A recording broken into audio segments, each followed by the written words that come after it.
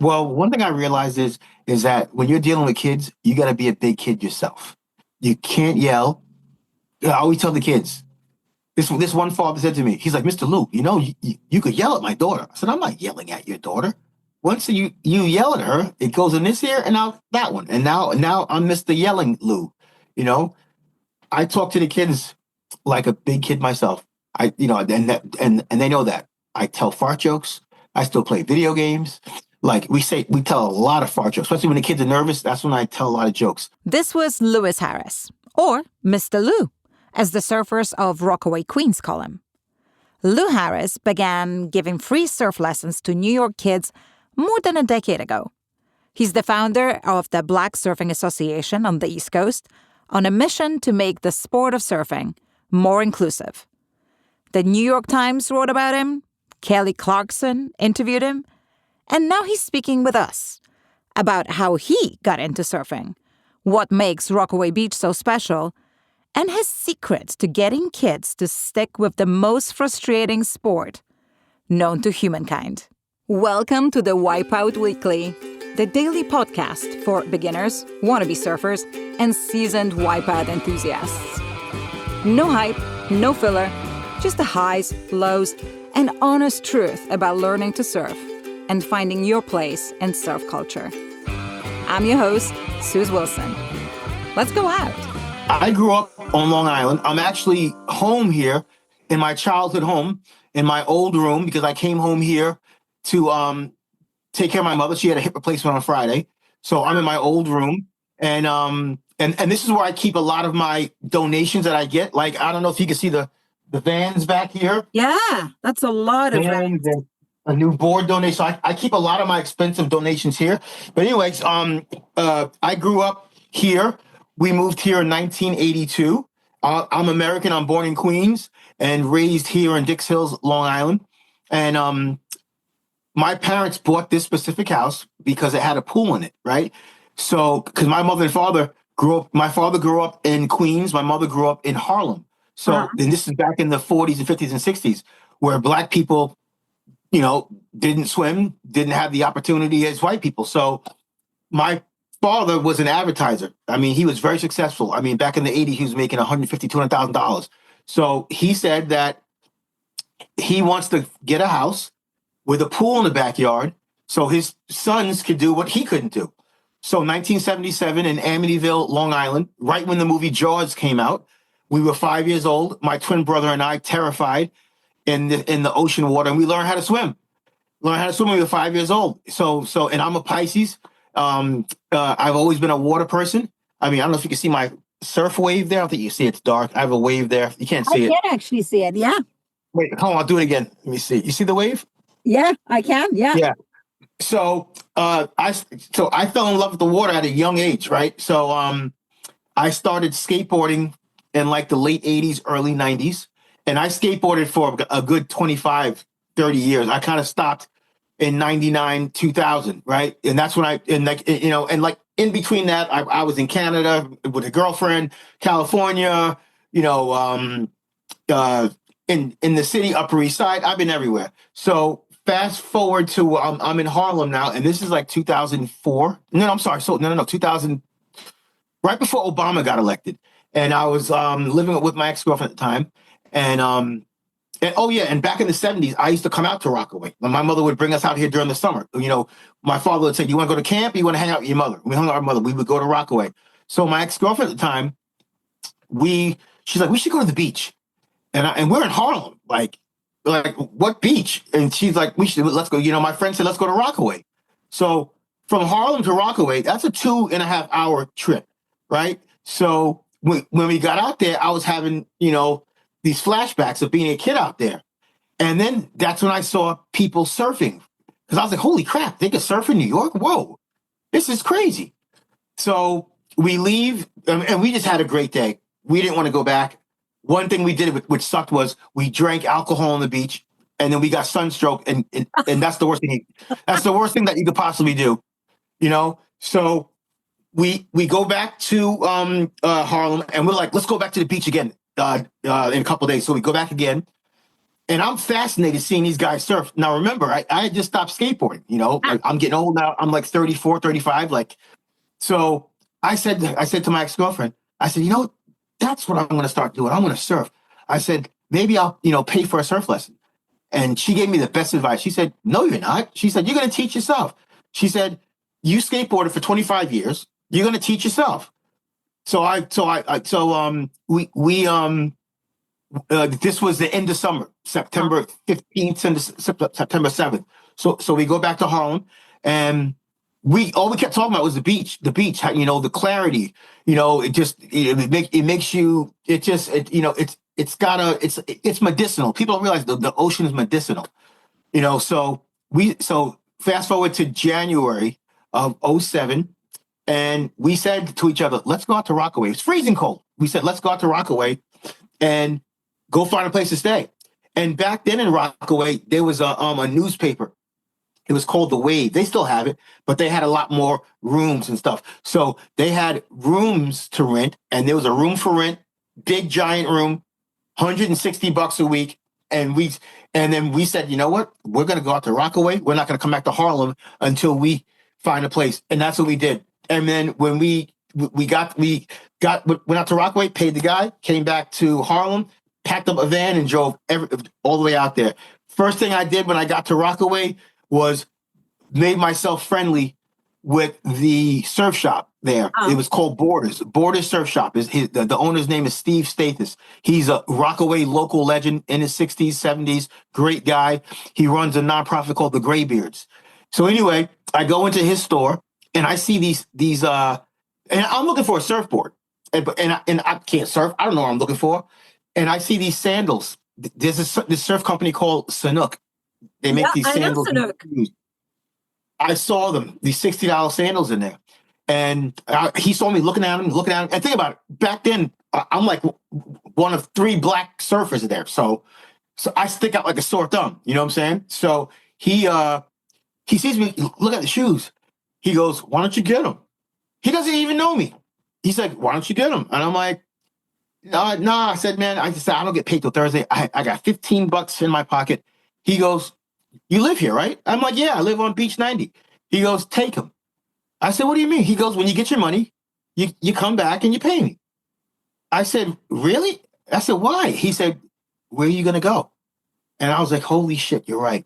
So that night, I took the shoes. That night, I called my mother up. I said, Mom, listen, can you just wire me $45 so I can pay this guy? And he was shocked that I went back the next day and paid him for those shoes. And then he picked out, I told him I was getting to surf, and he gave me this big 9.6 Wardy surfboard beat up with the surfboard bag. And then I said to him, I said, listen, I'm just starting to surf. I said, of course I'm black. I know people are going to be, give me the business. And he said, Lou, listen, people like to surf on Beach 90th Street because that's the legal surfing beach. He goes, why don't you go to 97? Go to 98, go to 116th. I said, why? He goes, because the same wave on 90th Street is the same wave on 116th. The same wave on 110th. And it may not be the best break off because that jetty off 90th Street is freaking fantastic. But again, he said, you'll be by yourself. You could fall, bust your ass as much as you want. No one's going to laugh at you. No one's going to point at you. And then he said, when you get good, then you go around, to Beach 90th Street. So I was working at the time, I was working with adults with disabilities, 50s, 60s, 70s, autism, cerebral palsy, Down syndrome. I was changing their diapers. I was feeding them, all that kind of stuff. So with that job came 8 sick days, right? So right when I bought that surfboard, called in sick. And I said, I called at 3:45 in the morning that first time. I said, I'm not coming and say, I've got a cold. I went to the store, right? I bought a beer. I brought my notebook. I got a pen, and I sat there on the boardwalk and just wrote down what everybody did and just wrote it down. And so when I would see locals coming out the water, like 50, 60-year-old men, and I'm thinking, man, I'm a black dude. These people are not going to be, but they appreciated that because they were like, wow, instead of this guy getting in the water, acting like a maniac, he's asking questions. They appreciated that. So I didn't get into the water yet with the board. So then called in sick the next day, right? I said, I'm really got a cold. I said, I've been on the toilet all night. It's coming out of my butt, my mouth. Stayed. And my girlfriend at the time was pissed because she's like, how do you just get to go to, I used to have sick days. And that's when I got out there and I started to do it. And I started and didn't catch a wave until my second time. And I remember the day I caught that wave, I was probably 3 days into that because I called out sick. I took up 6 days in 2 weeks. And I said I only had 2 left. And then I grabbed the seashell after that first day of catching like 3 waves in a row. And I wrote the date and the time of my first wave and took it home. And what happened was, so now, right, I go to Beach 90th Street. Now, Beach 90th Street is a left break.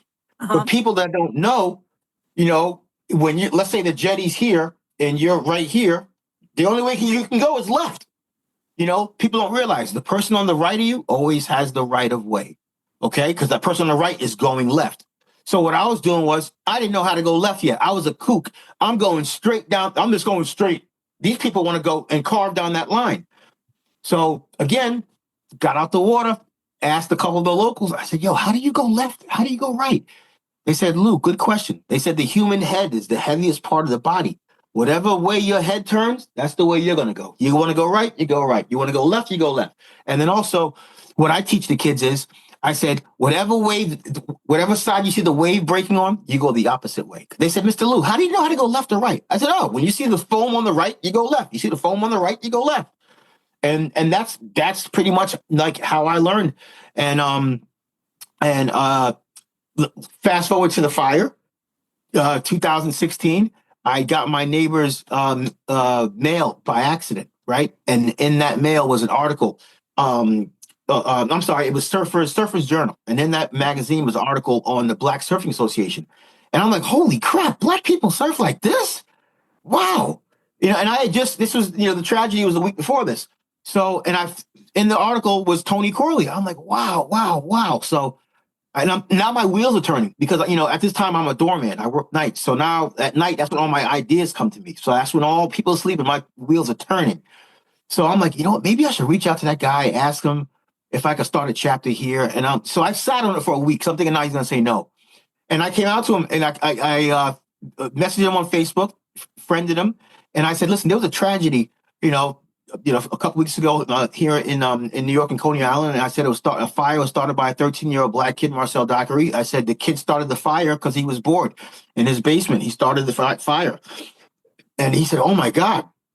And then he said, he said, well, what do you want to do? I said, well, skateboarding lessons and, surfing lessons. And he's like, sure, go for it. Right. So I start the Instagram page. And now I'm doing a lesson here, lesson there. I don't have insurance yet. I have nothing. So this guy from the Bronx named Jack Cuggy, he messaged me on Instagram and says, listen, I love what you're doing. I love how you do it for free. You work with the kids. He said, I used to be in your position a long time ago, but I'm handicapped now. He said, I'm going to send you a $500 donation. So I'm like, oh, great. Wow. Fine. Okay. So a week later, something said, Lou, go check the mail. I checked the mail. He sent $1,500. So I called Tony in California. I'm like, Tony, I need the tax ID number. I can't open it up because, on the check, it says Black Surfing Association. Mm-hmm. I can't, so they trusted me. They gave me a tax ID number, which was bogus at the time. I didn't know. And I opened up the account and that was my first big donation. And I took $300 of that and went to this Spanish restaurant and bought a bunch of food. And a buddy of mine, we stood on the corner and gave out free plates of food, right? So 2 weeks later, I go into Vans in Queens Center Mall to go buy a pair of skateboarding shoes because I'm not skating anymore, but I still love to wear skate shoes. I've worn them for 30 years. So I'm wearing my BSA shirt, right? It says BSA there. And the manager is helping me out. His name is Nace, great guy. And he says, what shirt is that? And no. He said, you skate? Oh, I said, I just started surfing. I said, I skated for 20 years. I said, my body can't handle it. He goes, what shirt is that, by the way? I said, this is my nonprofit in Rockaway. I teach kids free surf lessons. He said, oh, really? He said, do you have an Instagram? I said, yeah, I gave it to him. So he disappears, right? He goes into the back to get my sneakers, brings them back, goes into the back to check out my Instagram. So then he comes back and he goes, I just checked out your Instagram. He goes, you're doing some nice stuff. He said, do you have a tax ID number? I said, yeah. He goes to the back again. He said, I think I can get you free shoes. I'm like, yeah, right. I've been wearing Vans since, hold on a second. I've been wearing Vans. This picture right here, I don't think it's Yeah. from 1978. Okay. And in the picture, 1978, I'm 6.5. I'm wearing Vans in the picture. Okay. So I've been wearing Vans for 46 years. So I'm like, no, the Vans, the shoes that I love since I'm a little kid. I'm like, no, you can't. So he said, yeah. He said, I'll call you in a week. Calls me up. He said, oh, we have 2 boxes for you. And I'm thinking boxes like the ones behind me, like 2 boxes. Mm-hmm. So I see 2 boxes on the cash register. I go grab the 2. And then he goes, no, the boxes where each box contains like 15 pairs. And then that's how it started. Like that's when the donations just started rolling in. Jonah Hill, when he used to have Instagram, Jonah Hill, my buddy goes, you know, Jonah Hill's following you, right? I'm like, yeah, right. From Superbad, from Wolf of Wall Street, from Moneyball, he's following me. I go to his Instagram, following. I'm like, holy crap. So I go to his DM. I'm like, hey, man, if I'd known you was following me, I would have followed you back. I said, listen, whenever you want to come out to Rockaway, I'm your guy. You let me know when you want to come out to Rockaway. And he goes, that's the best offer I've had in a long time. He was filming the movie with Eddie Murphy and Julia Louis-Dreyfus at the time. I forgot the name of it. But yeah, it was when he was marrying a black girl, Lauren London. Yeah. So anyway, he's filming the movie and he goes, can I get you some boards? And I'm like, if you want to. So Jonah lost a bunch of weight at this time. Mm-hmm. So he had all these fat guy surfboards sitting in his garage. So he went back to filming the movie and his assistant, Marie, was supposed to get in contact with me about these boards. So I didn't want to bust his balls. I got his phone number on my phone. That's one thing celebrities don't want. They don't want you bothering them. That's why a lot of celebrities, I have a bunch of phone numbers. I don't bother you. So I didn't bother him. So after the movie finished, he calls me up out of the blue. 8:00 his time, 11 my time. I'm falling asleep. I'm like, next to my wife, ex-wife, and snoring. And he's like, hey, Lou, it's Jonah. I'm like, Jonah who? Lou, Jonah Hill. I'm like, holy crap. I wake up, and then he's like, hey, you didn't get those boards, did you? And I'm like, no. And I'm like, bro, she blew me off. I sent her an email. She blew me off. And he goes, why didn't you call me? I said, I didn't want to bother you. I said, you're giving me something for free. How am I going to bother you? So he goes, go pick out a surf shop in Rockaway. And I want you to pick out 8 boards. He goes, how much do you think they cost? 8. And he goes, forget about it. Just go pick them out. So I go, guess where I go? To the surf shop. The guy that took care of me with the shoes, Steve, my guy. And guess what? I don't tell him it's Jonah Hill. I just said this guy. I said this guy was supposed to buy his boards. So I give him Jonah's number. Actually, no, I'm sorry. I gave Jonah his number, and then Jonah called him, and they hashed it out. And then Steve calls me. He's like, Lewis, why didn't you fucking tell me this was Jonah Hill? I almost shit on myself. And I'm like, he goes, why? I said, because you looked out for me that day. I said, I don't forget that, Steve. And Jonah bought us 8 surfboards, $600 a piece, 40, like that. And that was massive for him. And that was good for Steve because in Rockaway from November till about March, that's your dead time. You make no money. If anything during the week, you sell wax or maybe a wetsuit. No one's buying stuff because everyone's in Puerto Rico. No one's in Rockaway. So fast forward a week later, Red Bull hits me up. And that's one of my biggest sponsors. I get stuff from them all the time. And they said, Lou, we have, what was it? Oh, 1,100. No, I'm sorry. No, we have $8,000 to blow away. This was like a couple of weeks before Christmas. And I'm like, he said, can you get together 11 kids? So again, I don't tell Steve. I just bring the kids there.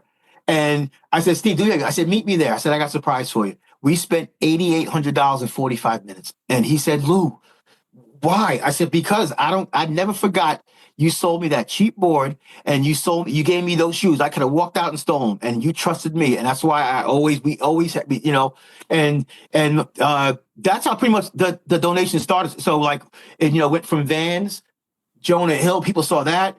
and then again, it's like people see me do a lot of these things, and everything's like a stepping stone. Mm-hmm. Kelly Clarkson, that was Dry Robe. GQ magazine, that was Sanuk. Rolling Stone magazine, that was Red Bull. So a lot of these appearances, it leads to other stuff, and that's what my mother always says. She's like, Louis, you don't know who's watching you on TV. You don't know who's following you. Sometimes there are celebrities that I have no idea. I'm like, oh my God, I didn't know that. So, but that's how, it takes off. And like, like my father was an advertiser. I went to school for marketing, and people don't realize Instagram is free marketing. It is free. You sell yourself. And that's what I do. Like I reach out to a lot of these companies, and the worst they can say is no. It's like being a kid when you're 13 and you want to date a girl. And my mother would tell me, she said, Louis, the worst they can say is no.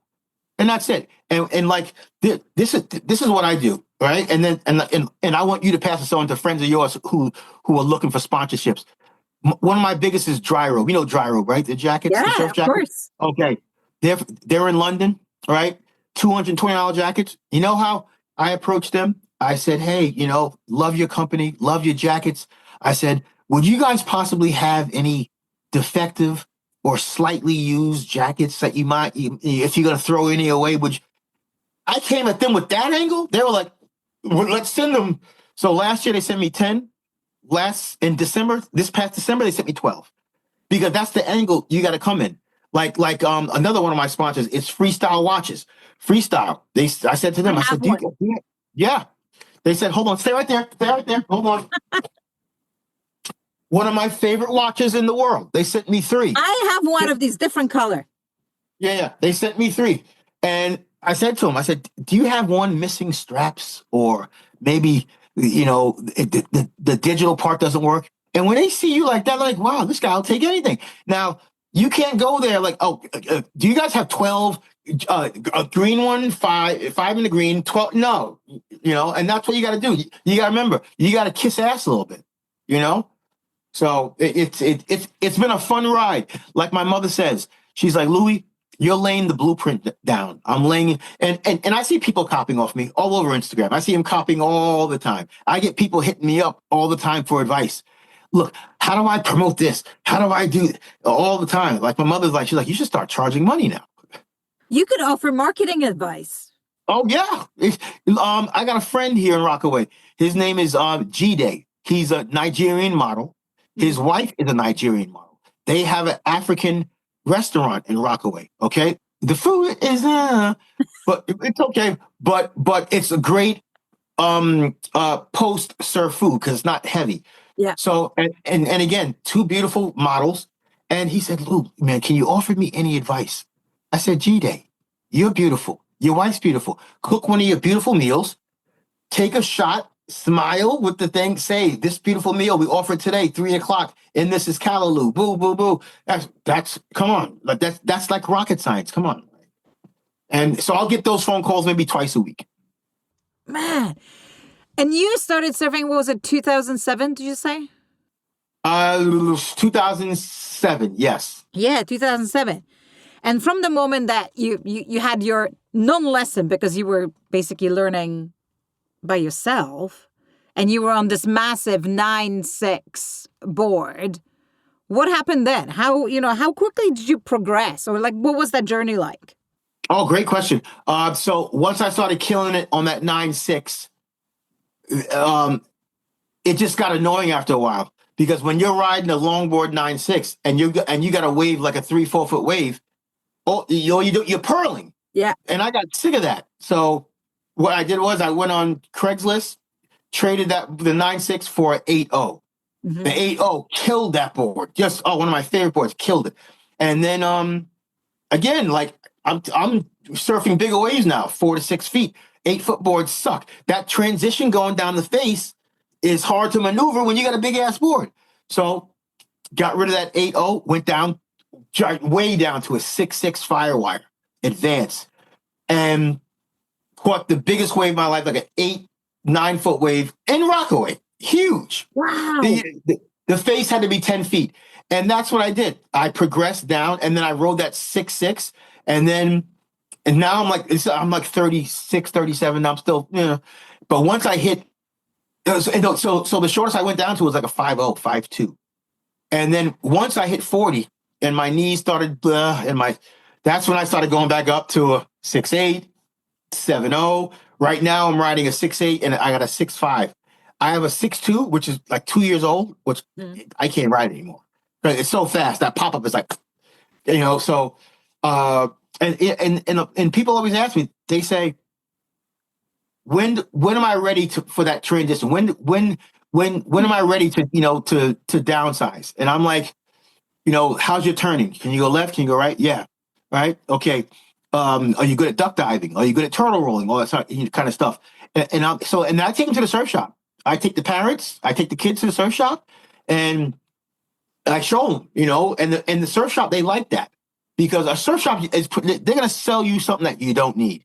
You know what I'm saying? That's what happened to me the first time I actually surfed. Before I got that 9.6, I went to this greedy surf shop on 116th Street, and they sold me a 6'4" for What? $400, and I was terrible on that. I left that part out. I'm so sorry. And then I brought that board to Steve at Borders, and he goes, "What the hell are you doing on this board? I got a board for you, the 9.6." That's right. I left that part out. Sorry. And yeah, because surf shops, they will even tell you what you need. So I took them to Steve's, and Steve is going to tell you what you need. He's going to tell you all the way down to your boots, your gloves, everything. And again, he's like me. He doesn't want parents spending that money that they don't have to have, that they don't have to spend. So along this journey, did you get any instruction from anybody else, or were you just like looking at people and then trying to copy and just learning by yourself? Pretty much learning by myself. I mean, I had one person that was giving me tips here and there, but it was pretty much by myself. And my ex-girlfriend at the time, she was like, like my biggest coach. She was the one that was, just, she would take pictures and take video. And what I would do is I would go back. This is before GoPro. I don't know if GoPro was out yet, but I would go back home and I would watch myself on the camera. It's like being in a football game, and the coach after the game, they watch game film. And they say, "Why didn't you block here? Why didn't you cut there?" And that's what I would watch myself. And I'm like, why did I do that? Why did I? So, and that's why, and those sick days from work, that they really help. What's the Rockaway like? Like the vibe and the lineup. Is it friendly? What do you expect when you go there? It's not. It's kind of friendly, but it's Beach 90th is packed. Like I told you before, the same wave there, the same wave, 2 jetties down, 3 jetties. So I like to be on 102nd Street. That's why I teach my lessons during the summer. That's why I have my permit. That's why I know that jetty. I know the breaks. I know the drop-offs. I know the rips. I know all that stuff. So that's where I like to go. I was on Beach 90th Street. This is when I was riding that 6'6" board I told you about. This is the day I caught that 9 foot wave. I think it was Hurricane Gus. It had to be September, October, because that's when the waves start pumping. Every September 11th, that's when the waves start pumping. So I'm in the water, and I just caught that wave, and my endorphins are flying out of my head, and I'm going. So my buddy's paddling next to me, and he's like, "Yo, I saw that." He's like, "Man, I got to get out of the water, man." He goes, "I got to use the bathroom." So I said, "Oh, pee in your wetsuit." Yeah. He goes, No. He goes, "I got to go number 2." So I'm like, "Oh," because he lived right across the street. So had to go number 2. So I'm like, "Okay, I'll see you when I see you." So I turn around, I paddle back out to the lineup. I caught another wave, not as big, maybe 5 foot, 6 foot. And then I see him again. I'm like, "Whoa, that was a quick dump." And he goes, "I shit in my wetsuit." And I was like, "Oh my God." I'm like, "What?" And that's when I knew that surfing was that sport that people will do anything for. They'll freeze their asses off in the snow to surf. They'll leave their girlfriend waiting at the subway station to catch that last wave, and they'll shit in their wetsuit. I learned it. So it was so funny. How often do you surf now that, you're teaching all the time? So what's the split between you surfing and... Well, I'm 54 now, so I'm getting up there. So, and like in the past 4 years, I've had 3 surgeries. So I'm not the spring chicken I used to be in my late 30s, early 40s. So during the summer, I'm that weekend warrior. I surf during the week too. But during the winter, I'll only surf if there's like a hurricane swell. I just won't be out there messing around in 2-3 foot waves. because people don't realize when it's snowing or something like that, before you even get in the water, your feet are frozen. Yeah. And like there's a lot of tricks of the trade. I remember when I first started surfing in the cold weather, and I would ask the locals, "So what do you guys do?" The number one thing a lot of people don't realize is you put Vaseline on your cheeks because that stops the wind, and then also you drink a beer. And I said, why drink a beer? And they said, oh, do a couple of shots. I said, why? They said, oh, because that makes you pee, and then you pee in your wetsuit, you stay warm. Warm. Yeah, because I'm like, yo, drink and surf? And they're like, yeah, no, not getting drunk. And it works. And then also being out there with a little, a head buzz from the beer, you're catching waves that you're not normally going to catch. Yeah, I found myself catching, like, I'm going for a 7 foot. And like, I just seen it and I'm going for it. I'm like, holy shit. Yeah, so, and that was a great lesson because Vaseline on the cheeks, that really stops that wind bite on your cheeks too. And then you put some on your lips. It really stops that because that's, again, your face is covered, but that, when the water's 32 degrees, and the wind is, and the air temp is 38, that's cold. And that, it sucks just sitting there. Your feet are already frozen before you get in the water. Now your feet are frozen. And then I'll be trying to pee like 4 or 5 times. I'm like, I ain't got nothing left. I'm out of here. I'll tell my photographers during the winter, I'm like, yo, get your pictures now. 1 or 2 ways, that's it. It's hilarious. I used to do the same thing. I didn't drink beer when I was surfing in the UK because I was driving, but I would drink a lot of coffee, and then I would just keep myself warm by peeing into my wetsuit. It was my favorite. Yeah, that's why I tell parents, like when they go on vacation somewhere, I said, never rent a wetsuit. They said, why? I said, because everyone pees in them.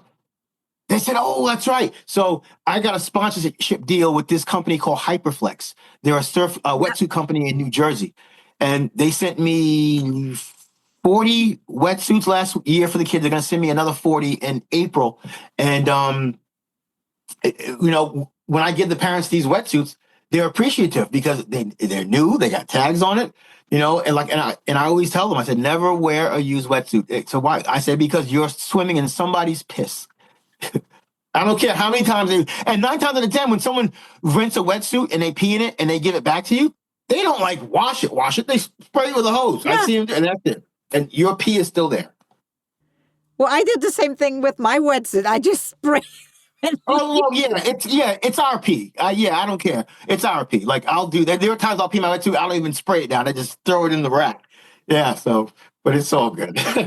I'm making you laugh at it. I see your face turning red there. I know. I'm sitting in this little booth as well, so it's just getting warmer and warmer. But, okay, so you are surfing a little bit less now, but anywhere else that you would like to surf? I've surfed in Puerto Rico. That was humbling because I thought I was a good surfer. And I went there for my 40th birthday, 2012. And my ex-girlfriend and I we're sitting at this restaurant. There's one of the best breaks is called Maria's Beach. It's great, right? And then that's the thing, right? In Rockaway, everyone leaves for Puerto Rico December, January, February. Everyone, Long Beach, everyone does. So my buddy Simon's like, Lou, let's meet you and your girlfriend get a 12 o'clock flight out of JFK. I said, 12 o'clock flight? That's weird. He said, no. He said, the flight's a 2-hour flight. We land in Aguadilla, right? We land there about 2:30, 3 o'clock. We go to our condo. We sleep for 2 hours and then do a dawn patrol at 5, which was awesome. So we surfed at 5. It wasn't that big, but then it was a swell. It was 8 feet, right? So we're at Calypso at the bar eating lunch before I go back out. And our little busboy, his parents owned the restaurant. He couldn't have been more than 9 or 10. And he kept saying, Mama, Papa, I want to surf. And I'm saying to my girlfriend, look at this little shit. How's he going to get out there? So we finished our lunch and I couldn't even make it out there. I couldn't even get out to the break. I was so embarrassed, humbled. So I'm sitting on the beach with that board next to me, just feeling defeated. And guess who is out there catching waves, doing airs? That little freaking shit kid that was filling up my water glass an hour ago. And I got humbled that day. And I think God did that for a reason. He said, you're not such hot shit. You thought you were. But just remember, some kid 30 years younger than you, and that kid was ripping. And I'm glad that happened to me. 'Cause like I said, I thought I was good. And I wasn't. And watching him, not just him, but all the surfers in Puerto Rico, watching them all is like watching a live surf magazine. Like they don't play out there in Puerto Rico. I remember when I got out there, there's a coral bottom, rock and coral. I mean, slippery, sharp.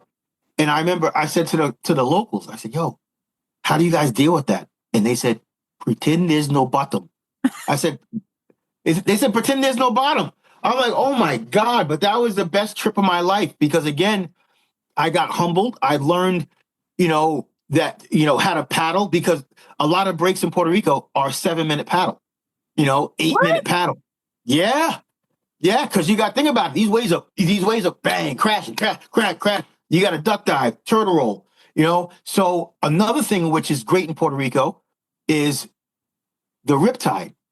When you can't get out to that break, you use that riptide, takes you out there. I mean, it takes you a little off course, but you got to get back out. But it's not like the riptide in Rockaway. The riptide in Rockaway is deadly. The riptide in Puerto Rico is better because there's no jetty. And two, it's like a conveyor belt. It, takes you right out. Did you go anywhere else after Puerto Rico? Or we're like, no, I'm just staying at Rockaway now. Yeah, Rockaway, Puerto Rico. And yeah, that's pretty much it. Yeah. I mean, and Jersey. Jersey is really racist out there. There's no black surfers. Oh no. My friend was called the N-word out there. We went to a surf expo in Atlantic City on the boardwalk inside of one of these hotels. And there was every surf company there giving you the preview of new surfboards, wetsuits. We got to, because I was the manager of a surf shop at the time. So we went out there and seeing what stuff we're going to order for the season. And we had demo boards with us. And it was like a little swell in the water, maybe 4 to 6. The event ended at 6 o'clock. And my buddy's like, let's go surf. And he's like me. He's a black guy, but he's not like, yo, what's up, man? What's good? He's like me. He was like, we're nice. And so we go out to the water and every white person, wait, hold on 1 second. Okay. I am so sorry. My twin brother is here. Okay. All right. So what's the question? I'm sorry. What was the question? Oh, no, you were talking about surfing in Jersey.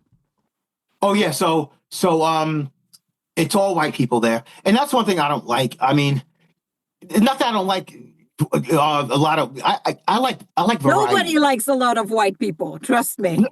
No. But when I say that, that's why I like Rockaway, because Rockaway is black, white, Asian, Muslim, gay, straight, trans. That's why I love it.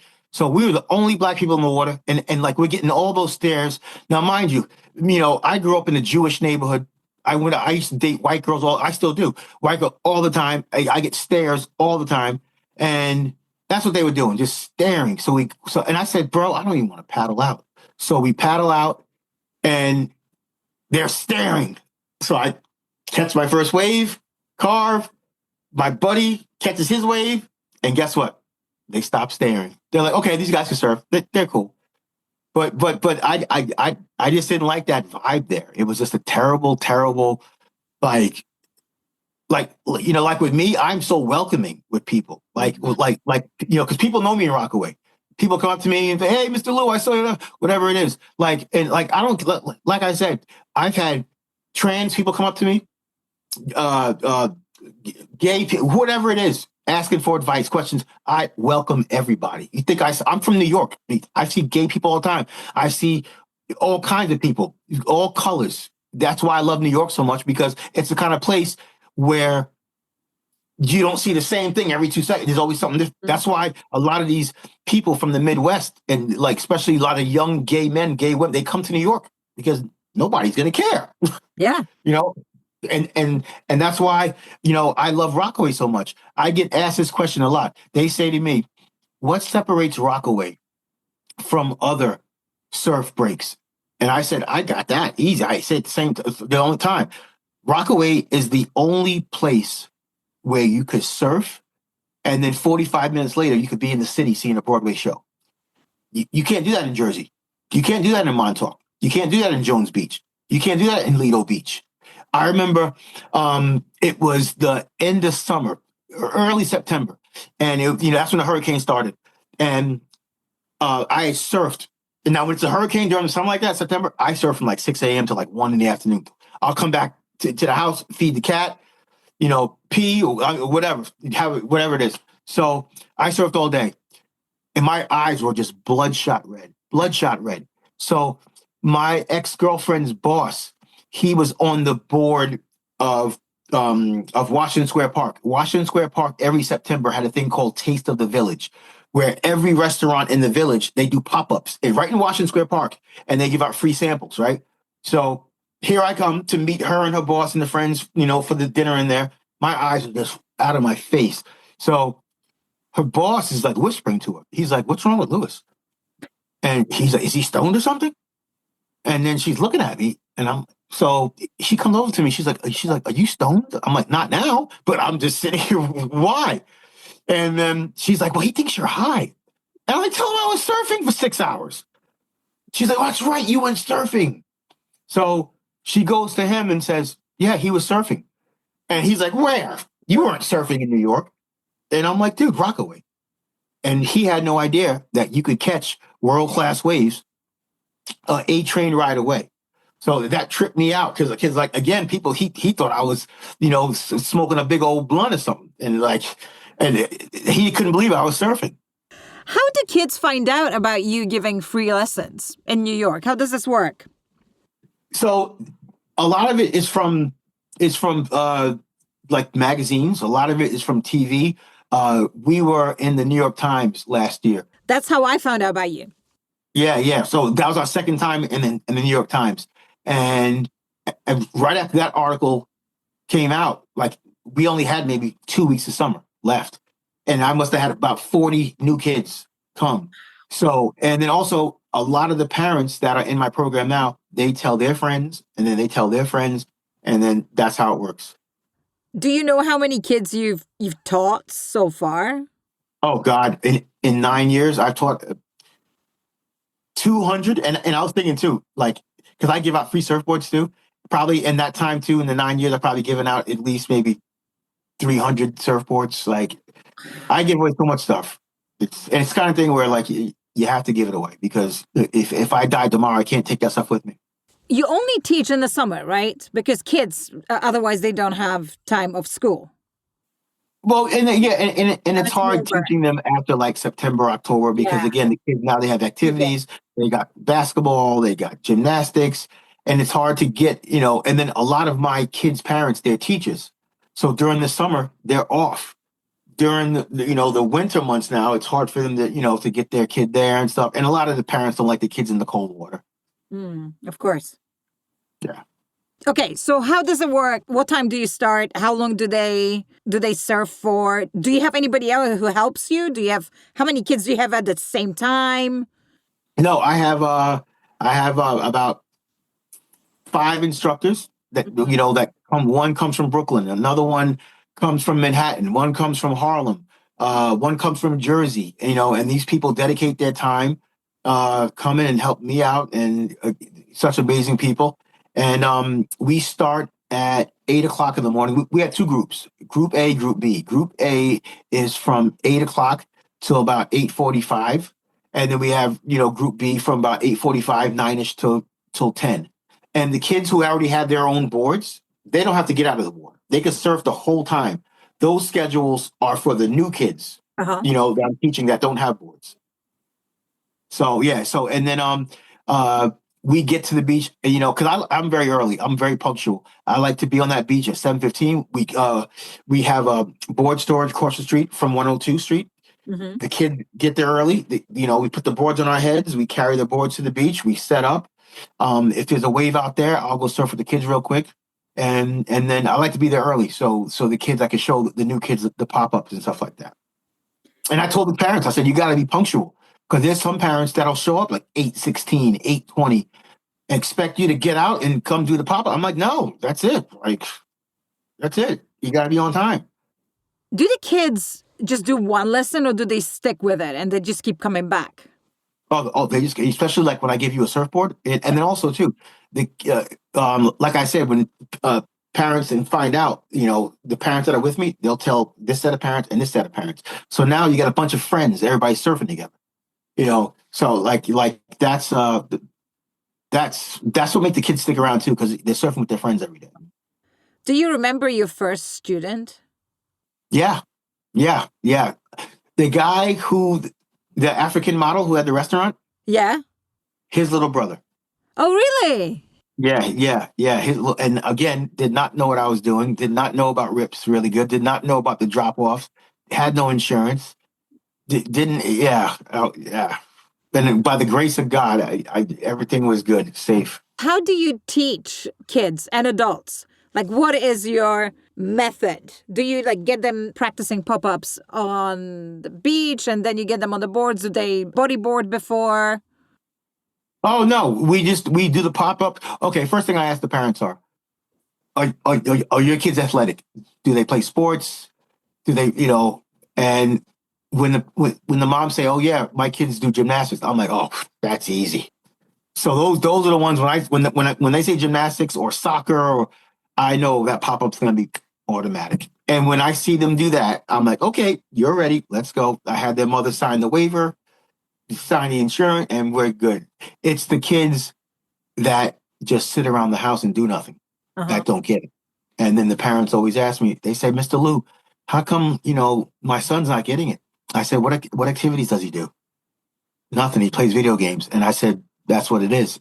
And I said, you got to understand, when he's trying to do a pop-up, his body is using muscles it's never used before.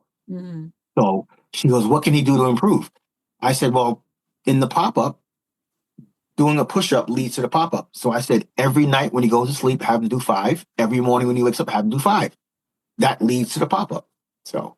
And then those kind of kids, a lot of them aren't that athletic. They're a little, not in the best shape. So they use a knee to pop up, which is fine with me. I usually like for them to pop to their 2 feet.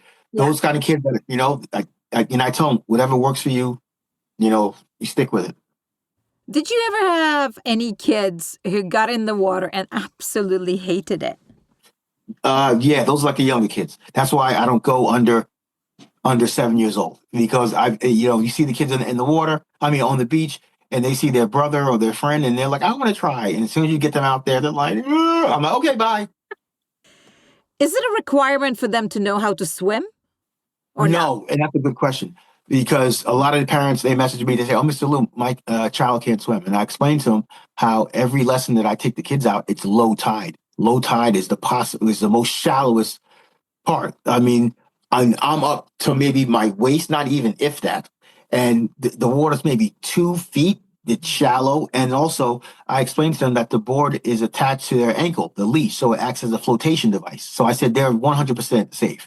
Yeah, high tide is impossible to do lessons, because I don't have any footing to stand, and then the water is up to my neck, which isn't safe. And then when you push them, it's like shore break. Have you noticed any changes in kids, after they started surfing? Did you know them, for instance, before, and then they started surfing, then they've been doing it for a while, and did you basically see the effect of surfing on their life? Oh, yeah, definitely. Like his one kid, Benjamin, I was so stupid. I took him out when he was 4 with his dad. He's 11 now. He's better than me. I've given him 6, 7 boards. I give him all the donations I get, I give to him. And he's better than me now. He's like, Mr. Lowe, you got to do this, you got to do that.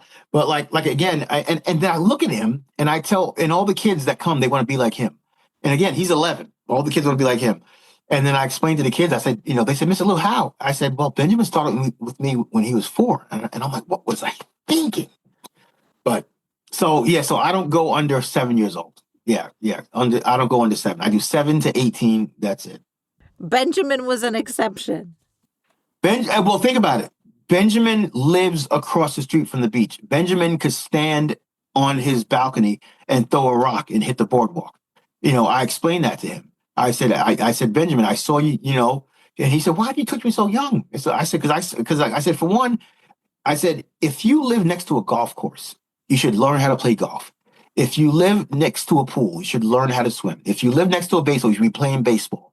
And that's what I told him. And his father has been forever grateful. He's one of the best kids out there. He's like my protege. Okay, what happens when the summer ends? They do activities, basketball, soccer, football. A lot of that stuff starts as soon as summer ends. So it's hard to get all those kids in a group.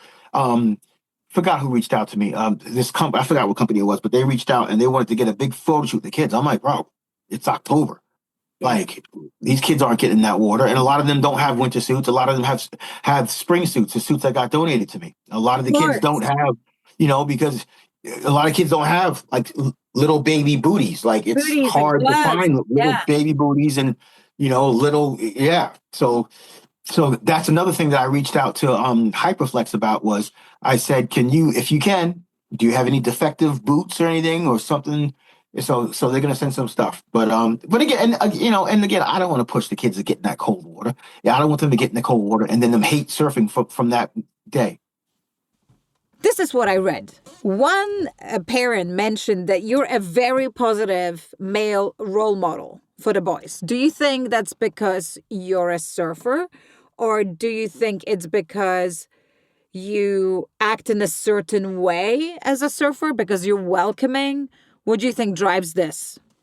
Well, one thing I realized is that when you're dealing with kids, you got to be a big kid yourself. You can't yell. I always tell the kids. This one father said to me, he's like, Mr. Lou, you could yell at my daughter. I said, I'm not yelling at your daughter. Once you yell at her, it goes in this ear and out that one. And now I'm Mr. Yelling Lou. I talk to the kids like a big kid myself. And they know that. I tell fart jokes. I still play video games. Like we tell a lot of fart jokes, especially when the kids are nervous. That's when I tell a lot of jokes. And then I always tell the kids, I said, you can get your point across without yelling. And that's why the kid, and then it's funny. One mother said to me last summer, she said, Mr. Lou, my kid listens to you more than she does to me. And I said, I know, because you yell. You got to calm down. You got to remember when you were a kid, did you like getting yelled at from this feet away? Like, come on. Like with me. And also, too, I bribe the kids. I bribe them with Vans. I bribe them with candy. I bribe, and come on. I don't ever have to, deal with, bad kids. And, and again, I treat them the way my father treated me, and I always tell the kids, you don't have to get an A in school all the time. I say, if you get a B, you get a C. Did you try? Yeah. Did you study? Yeah. Did you pass? Yeah. Okay. Wetsuit. Here you go. Parachute. Here you go. Oh, that's how that works. And that's what she meant probably too, because they don't see me yell and I always tell the kids this. The kids get all discouraged when they don't get it that first day. So all the other kids are, and I pull them to the side. I said, calm down. I said, if you get it today, you get it tomorrow, who cares? I said, Rome wasn't built in a day. And when they see that, they're like, I'll get kids that come in the water and they'll be gripping that board so scared. I said, hey, relax. Because all the other kids, they're so great. I don't even have to tell them to do this. All my other kids, they're like, they're clapping for them, hooting and hollering, high fives and everything. And then that's when, because usually, it's at the end of the season. I'm like, okay, guys, it's Halloween coming up soon. What's everybody's favorite Halloween candy? Or what's everybody's favorite, whose teacher's breath stinks in school? And that breaks the ice with the kids. That breaks the ice. I'm a big jokester. Crack jokes. That's the fun part too. I'll tell the kids, I said, do any of your teachers fart in school? I said, my teachers used to fart in school. And that breaks the ice. And that's all for today. Check out the Wi-Fi Weekly for our free newsletter, more stories and ways to connect with us. Thanks for listening. See you tomorrow for more of the Wi-Fi Weekly.